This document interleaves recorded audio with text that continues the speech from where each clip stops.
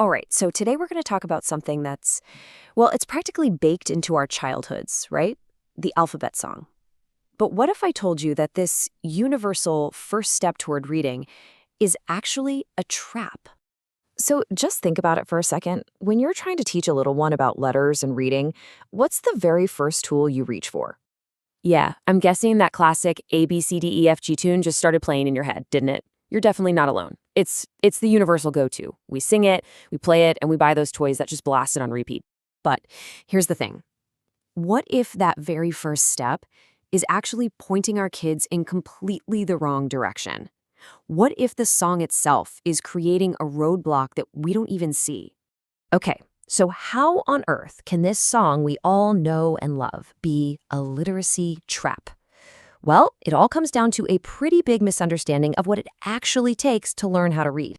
You see, reading, it isn't about just being able to sing the alphabet from A to Z. The real magic, the core skill, is something called decoding. It's all about connecting those little symbols on a page to the sounds they make, and then blending those sounds together to make a word. That is the bedrock of reading. And this, right here, is the song's biggest problem. It teaches letter names, like H or W. But those names, they're often totally useless when a kid is trying to actually sound out a word.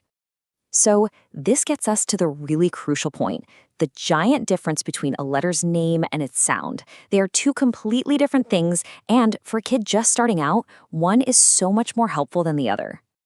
Let's break it down like this. Okay, so knowing the letter C has the name C is great if you want to spell the word C-A-T out loud, but it does literally nothing to help you read the word cat. To do that, you have to know it makes the k sound. C-A-T is just nonsense, right? But k-a-t, now that's a cat. Just put yourself in a little kid's shoes for a minute. You have worked so hard to memorize 26 different letter names, and now you're being told, nope, that's not what you need. It's super confusing. This mismatch forces kids to kind of unlearn the names and then relearn the sounds, which creates this huge unnecessary hurdle right at the very beginning of their reading journey. And you know what? There's no better example of this confusion than the song's most famous and definitely fastest part. I think you know exactly what I'm talking about, that infamous LMNOP rush. This part just illustrates the problem so perfectly. Because the song speeds up right there, kids don't hear 5 separate letters, L, M, N, O, P. Nope, they hear one big jumbled up nonsensical word, LMNOP. It's catchy for sure, but it's the total opposite of helpful for learning.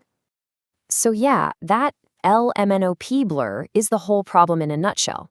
The song is teaching kids to memorize a tune, not to understand the actual individual building blocks they need to read. Okay, so we've spent a lot of time on the problem, but the good news here?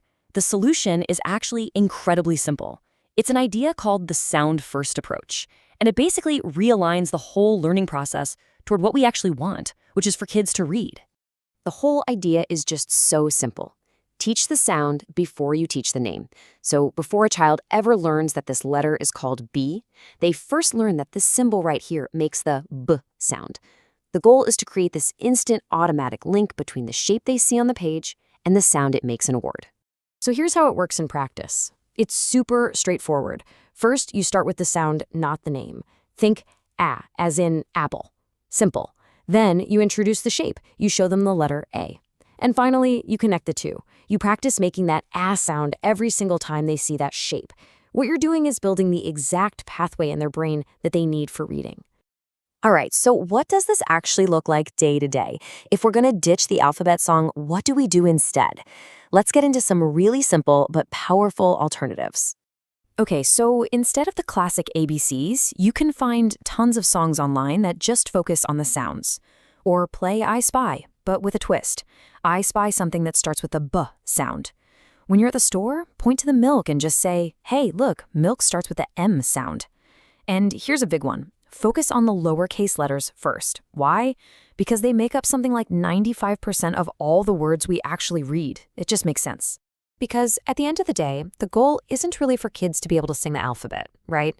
The real goal is to give them the tools they need to actually decode the world of words all around them.